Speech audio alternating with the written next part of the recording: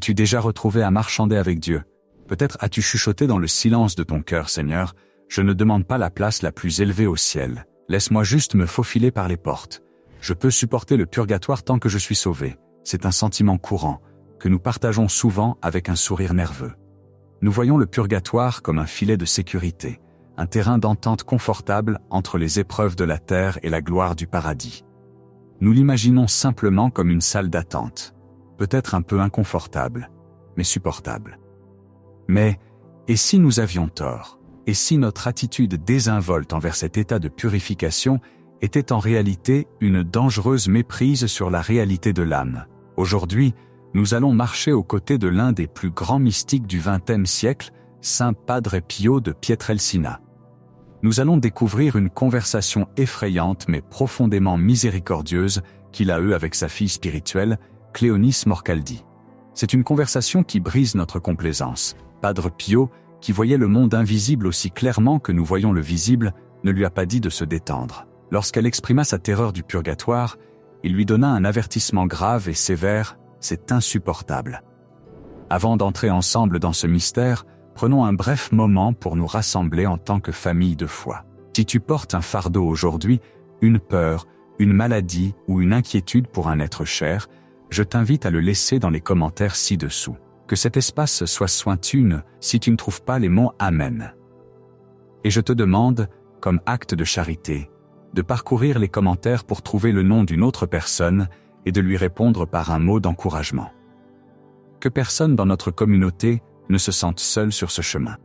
Pour Cléonice Morcaldi, Padre Pio n'était pas seulement un saint, il était un père. Elle était l'une de ses enfants spirituels les plus dévoués, une femme qui a passé sa vie dans l'ombre du monastère de San Giovanni Rotondo a absorbé sa sagesse. Elle le connaissait intimement. Elle le voyait dans ses moments de joie, et elle le voyait écrasé sous le poids des stigmates. Grâce à cette proximité, elle pouvait lui parler avec une franchise que d'autres n'auraient peut-être pas osé utiliser. Un jour, le sujet de l'au-delà pesait lourdement sur l'esprit de Cléonice. Elle réfléchissait à la justice de Dieu et à la réalité de ses propres imperfections. Une peur froide s'empara d'elle. Elle réalisa que, bien qu'elle aimât Dieu, elle était encore pleine d'attachement au monde, pleine de petits défauts et de fragilités humaines. La doctrine du purgatoire, le lieu du feu purificateur, la terrifiait. Elle alla voir Padre Pio, le cœur tremblant, et fit une déclaration audacieuse. Elle ne posa pas de questions. Elle affirma un refus. Elle lui dit « Père, je ne veux pas aller au purgatoire. Je refuse d'y aller. » Maintenant, dans notre façon de penser moderne, nous pourrions nous attendre à une réassurance douce et réconfortante.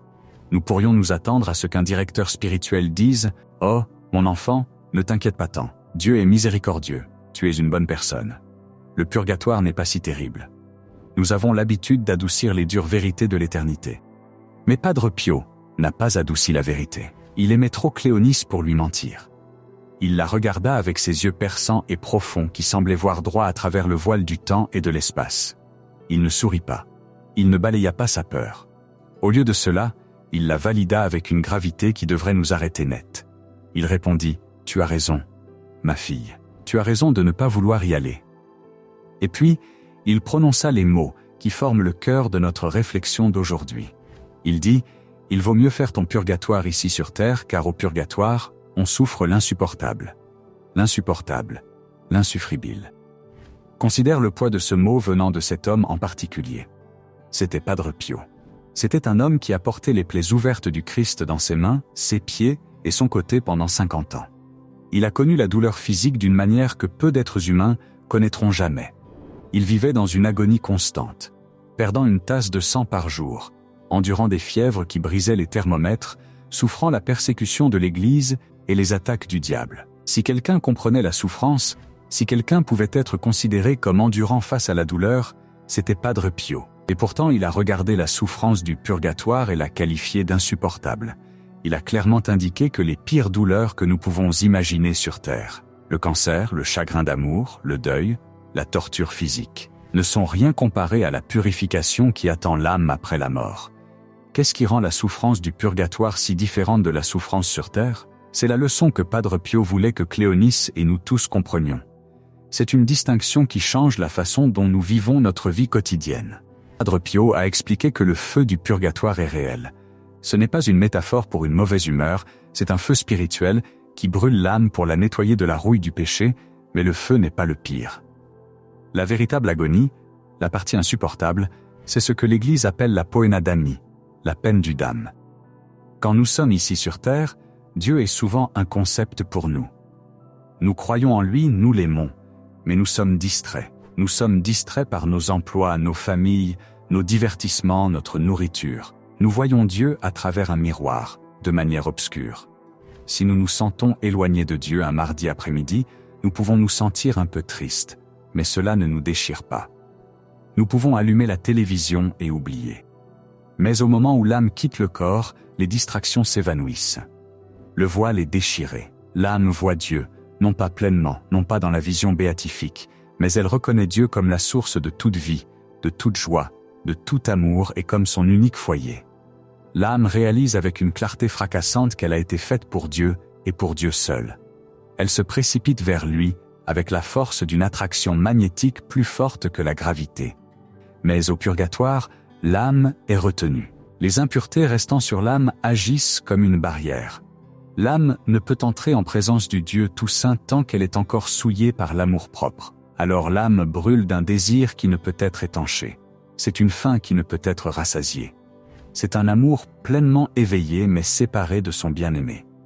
Cette séparation, cette attente, enseignait Padre Pio, est une torture bien pire que n'importe quelle flamme physique. Il a dit à Cléonis que sur terre, nous souffrons sous anesthésie. L'anesthésiant, c'est notre corps, nos sens, nos distractions.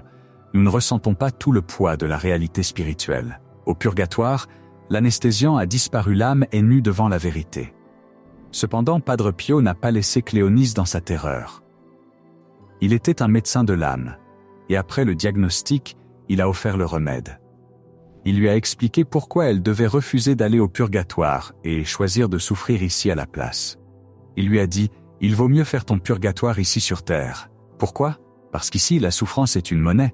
Là-bas, la souffrance n'est qu'un paiement. C'est un profond mystère théologique que Padre Pio vivait chaque jour. Quand nous souffrons sur terre, quand nous avons mal à la tête, quand nous sommes insultés et que nous restons silencieux, quand nous acceptons une maladie avec patience, nous sommes dans le temps. Nous sommes dans le royaume du mérite. Nous pouvons offrir cette douleur à Dieu comme un acte d'amour. Nous pouvons dire « Seigneur, j'unis cette douleur à ta passion ». Quand nous faisons cela, la douleur se transforme. Elle devient une pièce d'une valeur infinie.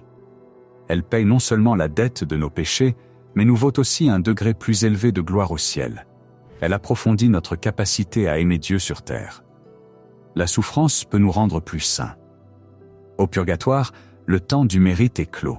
L'âme ne peut plus rien gagner. Elle ne peut qu'endurer. La souffrance au purgatoire nettoie l'âme, mais n'augmente pas la gloire de l'âme. C'est une souffrance stérile en termes de mérite. C'est simplement le paiement d'une dette sou par sou sans possibilité de grandir en grâce. Padre Pio disait essentiellement à Cléonis « Pourquoi attendrais-tu pour payer ta dette dans un endroit où les intérêts sont si élevés et où la souffrance est stérile pour ta gloire ? Paye-la maintenant tant que tu as l'or du libre arbitre. Paye-la maintenant tant que ta souffrance peut être transformée en amour. » Regardons plus profondément dans la vie de Padre Pio pour comprendre comment il savait cela avec une telle certitude. Nous devons nous rappeler que pour Padre Pio, les âmes du purgatoire n'étaient pas des concepts abstraits. C'étaient des visiteurs. Il existe un récit documenté des premiers jours de sa prêtrise à San Giovanni Rotondo. Un soir, Padre Pio était seul au couvent. Il se reposait dans la chambre d'amis car la chaleur estivale était accablante. Soudain, il entendit le bruit de quelqu'un faisant le ménage. Il entendit le traînement des pieds et le balayage d'un balai dans le couloir. Il fut surpris car il savait que les frères se reposaient. Il appela. « Qui est là ?» Pas de réponse. Le balayage continuait. Padre Pio se leva et alla dans le couloir. Là, il vit un homme qu'il ne reconnaissait pas. L'homme était vêtu des vêtements démodés d'un conducteur de calèche. Il balayait près de l'autel. Padre Pio, qui n'était pas du genre à être facilement effrayé, demanda à l'homme « Qui es-tu ? Que fais-tu ici ?» L'homme arrêta de balayer et le regarda avec des yeux tristes et implorants. Il dit « Padre, je suis Pietro di Moro. Je suis mort dans ce couvent quand c'était un hospice pour les pauvres il y a de nombreuses années. Je suis mort dans un incendie causé par ma propre négligence alors que je fumais un cigare. Je suis toujours là. Je suis au purgatoire. Le Seigneur m'a permis de venir à toi pour demander une sainte messe, afin que je puisse être libéré de cette souffrance. Pense à ça. Un homme mort des années auparavant, toujours lié au lieu de sa mort, souffrant encore pour une négligence survenue il y a des décennies. Padre Pio, ému de compassion, dit à l'âme: sois rassuré. Demain matin, je célébrerai la messe pour ta libération. L'homme disparut. Mais l'histoire ne s'arrête pas là. Le lendemain matin, Padre Pio célébra la messe. Il raconta plus tard à ses frères que pendant cette messe, il vit l'âme de Pietro di Mauro entrer au paradis. Mais il admit aussi quelque chose qui révèle l'intensité de son propre cœur. Il dit que lorsqu'il promit à l'âme une messe pour le lendemain matin, il regretta instantanément de ne pas l'avoir dite immédiatement. Il réalisa que pour une âme dans le feu du purgatoire, une nuit d'attente est une éternité. Cette rencontre, et des milliers d'autres comme elle, ont formé la doctrine de Padre Pio sur l'au-delà. Il voyait que la justice divine est exacte. Il voyait que même les petites fautes, comme la négligence du conducteur de calèche, exigent une purification. Si un cigare et un incendie peuvent lier une âme pendant des décennies, qu'en est-il de notre méchanceté délibérée? Qu'en est-il de nos rancunes? Qu'en est-il de notre manque de charité? C'est pourquoi il a averti Cléonis. Il connaissait le prix du péché. Mais revenons à son conseil. Comment faisons-nous exactement notre purgatoire sur terre? Padre Pio s'attendait-il à ce que Cléonis aille chercher la torture? Voulait-il qu'elle porte un cilice ou dorme sur des pierres? Non. La spiritualité de Padre Pio était bien plus pratique et accessible aux laïcs. Il enseignait que les opportunités de purification sont déjà tissées dans l'étoffe de notre vie quotidienne. Nous les gaspillons, simplement. Nous gaspillons notre souffrance en nous plaignant. Nous gaspillons notre souffrance en nous rebellant. Il a dit à Cléonis que le secret réside dans deux choses, l'acceptation de la volonté de Dieu et une prière quotidienne spécifique. D'abord, l'acceptation. Padre Pio enseignait que tout ce qui nous arrive, en dehors de notre propre péché, est la volonté de Dieu ou permis par Dieu pour notre sanctification. Le voisin ennuyeux, le mal de dos chronique, le souci financier, le mauvais temps, le malentendu avec un conjoint. Ce ne sont pas des accidents. Ce sont les brosses à récurer que Dieu utilise pour nettoyer nos âmes. Habituellement, quand ces choses arrivent, nous nous mettons en colère. Nous disons « Pourquoi moi ?» Nous luttons contre. Ce faisant, nous souffrons la douleur, mais nous perdons le mérite. Nous avons toujours mal à la tête, mais maintenant nous avons aussi de l'impatience. Padre Pio conseillait à Cléonis d'accepter ces choses avec une intention spécifique. « Seigneur, je t'offre ceci en réparation de mes péchés. » Par un simple acte de volonté, le feu insupportable du futur est remplacé par la croix gérable du présent. Un jour, une autre fille spirituelle lui demanda « Père, comment puis-je contourner le purgatoire ?» Il lui répondit « En acceptant tout des mains de Dieu, en lui offrant tout avec amour et action de grâce, même les choses qui font mal. » Il donna alors à Cléonis et à ses enfants spirituels une instruction très spécifique, une prière qui agit comme une transaction juridique spirituelle. Il lui dit que nous devons demander à Dieu chaque jour, non seulement le pardon de la culpabilité de nos péchés, mais la rémission de la peine due au péché. C'est une distinction que beaucoup d'entre nous oublient. Quand nous allons nous confesser, la culpabilité est enlevée. Nous sommes pardonnés, les portes de l'enfer sont fermées, nous sommes à nouveau amis avec Dieu. Mais les conséquences de nos péchés, le désordre que nous avons créé dans nos âmes et dans le monde, demeurent. C'est la peine temporelle. Imagine un garçon jouant au ballon dans la maison. Il casse une fenêtre. Il va voir son père et s'excuse. Son père lui pardonne. Il l'aime. Il n'est pas chassé de la famille. C'est la confession. Mais la fenêtre est toujours cassée. Quelqu'un doit payer pour la réparer. Ce paiement est la peine temporelle. Nous pouvons la payer maintenant par la prière et la pénitence, ou nous pouvons la payer plus tard, au purgatoire. Padre Pio dit à Cléonis de prier avec audace. Il lui dit de dire au Seigneur « Seigneur, tu dois me punir dans cette vie. Ne laisse pas la punition pour la prochaine. Je veux régler mes comptes ici. » Cela semble effrayant de demander une punition, n'est-ce pas? Mais Padre Pio voyait cela comme une miséricorde. Il savait qu'une heure de souffrance ici, offerte avec amour, vaut une vie de souffrance là-bas sans mérite. Il lui apprenait à être une investisseuse avisée. Il soulignait également l'immense pouvoir de la Sainte Messe. Il a dit à Cléonis que si les gens connaissaient la valeur de la messe, il y aurait des policiers aux portes de l'église pour contrôler les foules. La messe est le sacrifice du calvaire rendu présent. C'est le paiement infini. Padre Pio lui conseillait d'assister à la messe non seulement pour obtenir quelque chose, mais pour offrir la victime Jésus-Christ au Père en paiement de ses dettes. Il l'encourageait à obtenir des indulgences plénières qui sont le moyen pour l'Église de puiser dans le trésor du mérite pour effacer entièrement cette peine temporelle. Il y a une histoire touchante qui illustre à quel point Padre Pio prenait cela au sérieux, même pour les personnes les plus saintes. Un jour, alors qu'il priait au jubé, Padre Pio se mit à pleurer amèrement. Un frère lui demanda « Père, pourquoi pleurez-vous » Padre Pio répondit « Je pleure pour les âmes qui souffrent ».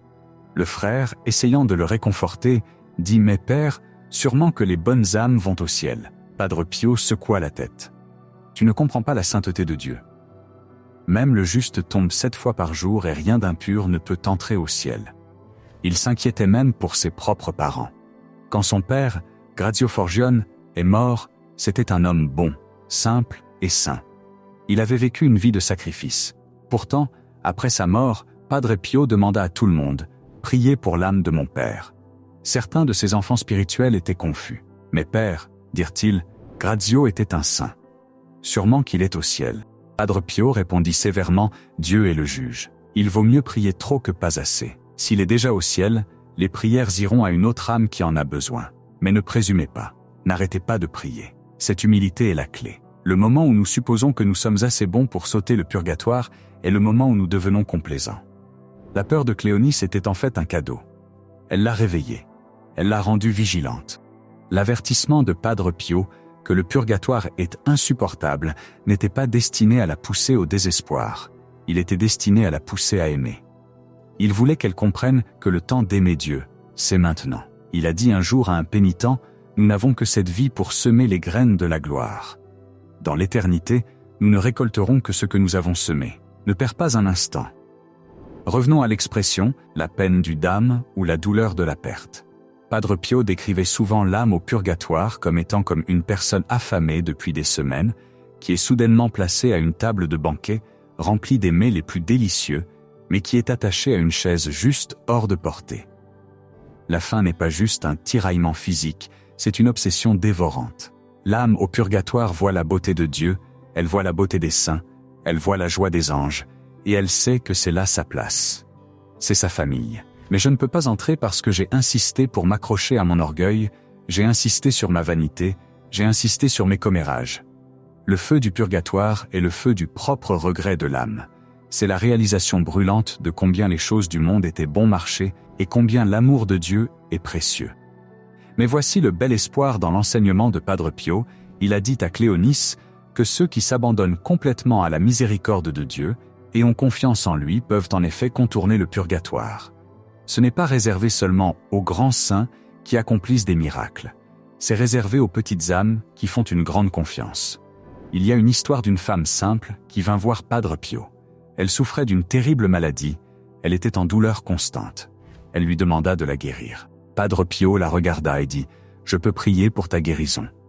Mais si tu acceptes cette maladie, si tu l'offres à Dieu, tu feras ton purgatoire ici et tu iras directement au paradis. » La femme marqua une pause. C'était un choix terrifiant. Choisir la douleur maintenant. Mais elle regarda le saint, elle vit l'amour dans ses yeux. Et elle dit « Père, j'accepte. » Elle vécut encore quelques mois dans une grande douleur, mais avec une étrange joie rayonnante. Quand elle mourut, Padre Pio dit au frère, elle est déjà au ciel. Elle ne s'est même pas arrêtée au seuil. C'est la promesse, l'insupportable peut être évité. Mais cela nécessite un changement dans notre perspective. Nous devons arrêter de regarder nos épreuves terrestres comme des malédictions. Nous devons arrêter d'essayer d'anesthésier chaque douleur, d'échapper à chaque inconfort et de fuir chaque croix. Quand tu es coincé dans les embouteillages et que ta colère monte, c'est une opportunité de brûler une dette. Quand tu es incompris par un membre de ta famille et que tu veux répliquer, c'est une chance de payer le prix. Quand tu ressens la douleur de la solitude, c'est une invitation à unir ton cœur au cœur solitaire du Christ. Padre Pio nous dit, utilisez ces choses. Ne les laissez pas se perdre. Elles sont le carburant pour votre envol vers le ciel. Cléonice prit ce conseil à cœur. Elle vécut le reste de sa vie comme une âme victime à sa propre petite manière. Elle ne chercha pas de grands martyrs. Elle accepta simplement le train-train quotidien de la vie avec une nouvelle intention. Elle devint l'un des piliers des groupes de prière que Padre Pio avait établis. Elle réalisa que le feu de la terre est un feu d'amour tandis que le feu du purgatoire est un feu de justice. Elle choisit l'amour. Alors que nous arrivons à la fin de cette réflexion, je veux que tu fermes les yeux un instant. Imagine le visage de Padre Pio, non pas le visage sévère du juge, mais le visage en pleurs du Père qui veut que tu rentres à la maison. Il te regarde juste comme il regardait Cléonice. Il entend tes peurs concernant la mort et l'au-delà. Il t'entend chuchoter « Je ne veux pas aller là-bas ». Et il te dit aujourd'hui « Alors, n'y va pas, le choix t'appartient. La porte du ciel est ouverte, mais le chemin est la voie de la croix. Ne traîne pas les pieds, n'attends pas demain pour devenir saint. N'attends pas la mort pour te purifier. Il te tend les clés pour contourner l'insupportable. Ces clés sont dans tes mains en ce moment même. Ce sont les contrariétés d'aujourd'hui. Ce sont les prières que tu peux dire ce soir. Ce sont les actes de pardon que tu peux offrir à cette heure précise. Résolvons ensemble de prendre l'avertissement de Padre Pio au sérieux. Demandons au Seigneur chaque jour, « Seigneur, remets ma punition. Laisse-moi souffrir par amour ici, afin que je puisse jouir de ton visage immédiatement là-bas. » Ne nous contentons pas de nous en sortir de justesse. Visons le haut appel de l'amour. Vidons le purgatoire par nos prières et évitons-le par notre patience. Le feu de ce monde brûle, oui, mais c'est un feu qui nous façonne en or. Le feu du monde à venir ne fait que fondre les scories. Choisis l'or, choisis le mérite, choisis l'amour. Padre Pio, prie pour nous, afin que nous ayons le courage de porter nos croix avec le sourire et la sagesse de régler nos comptes tant que le soleil brille encore. Amen.